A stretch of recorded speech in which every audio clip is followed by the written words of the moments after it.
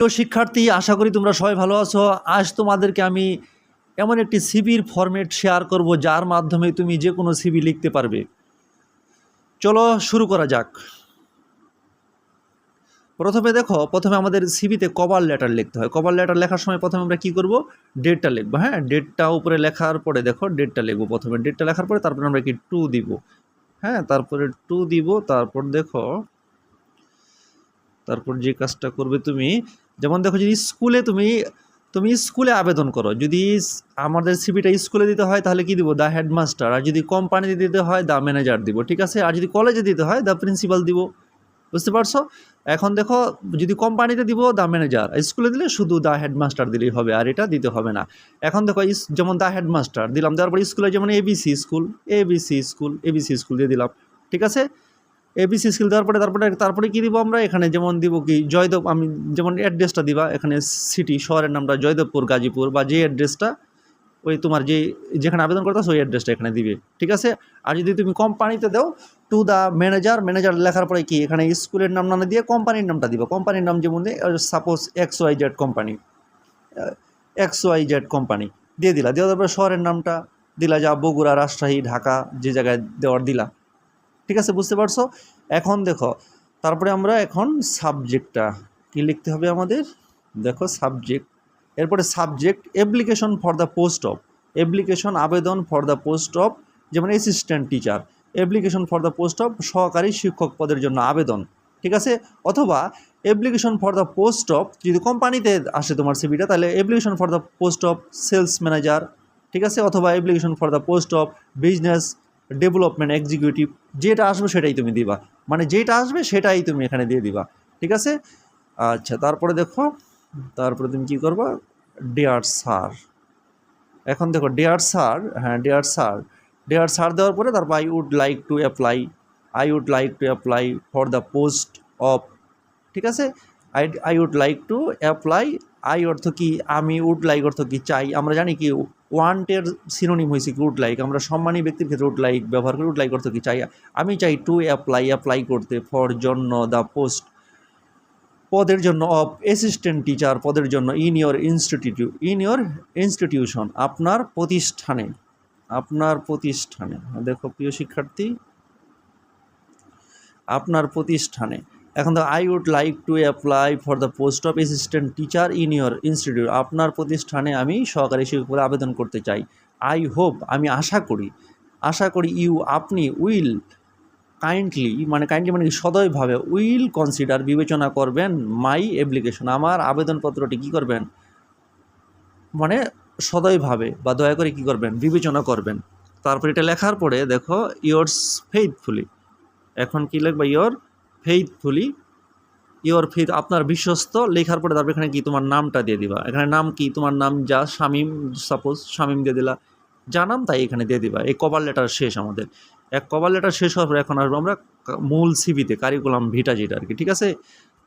যেটা হলো কারিকুলাম ভিটা, এখানে উপরে লিখবা কারিকুলাম ভিটা। এই সিভিটা তোমার না লিখলেও হবে। ঠিক আছে। এখানে শুধু কারিকুলাম ভিটা লিখলেই হবে। এখন তারপরে তুমি কি লিখবা, এখানে পরে নাম লিখবা। এই তোমার নাম, নেম লেখা, এখানে তোমার নাম লেখা, ফাদার্স নেম লিখবা, মাদার্স নেম লিখবা। ঠিক আছে।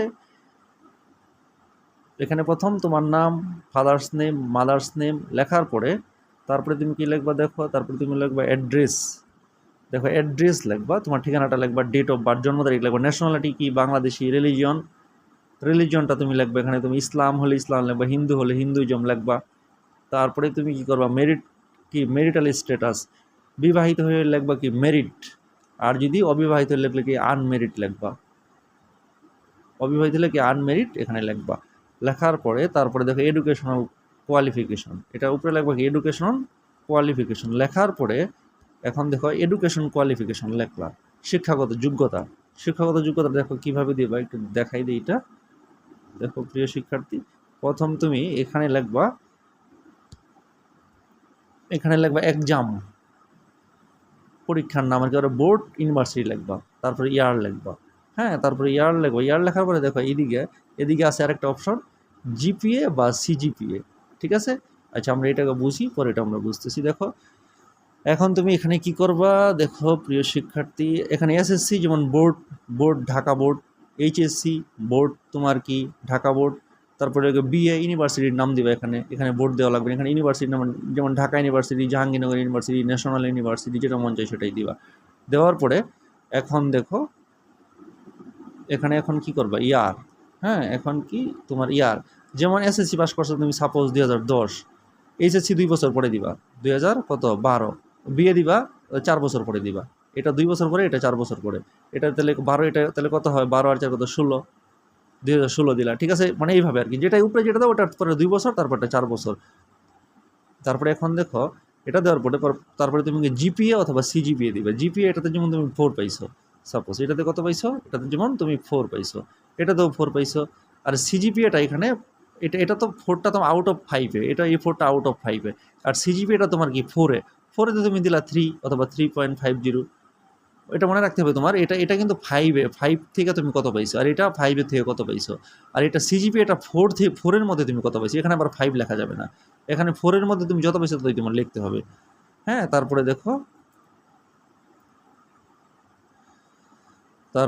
এক্সপিরিয়েন্সটা তোমার, তারপরে তুমি এক্সপিরিয়েন্স এখানে এক্সপিরিয়েন্স দিবা। হ্যাঁ, এক্সপিরিয়েন্স তোমার যে কাজ করার অভিজ্ঞতা থাকে 2 বছর, 2 years, 2 years, 3 years, 1 years, experience 2 years, 2 years, ঠিক আছে। যদি 2 ইয়ার্স লেখার পরে তারপরে লোকে যে স্কুলে তুমি জব করছো অথবা যে কোম্পানিতে তুমি জব করছো সেই কোম্পানির নাম লিখে দিবা। তারপরে রেফারেন্স, রেফারেন্সটা কি দেখো, রেফারেন্স হলো এখানে রেফারেন্সের পরে তুমি যে কাজটা করবা, দেখো রেফারেন্সের পরে তুমি যে কাজটা করবে সেটা হলো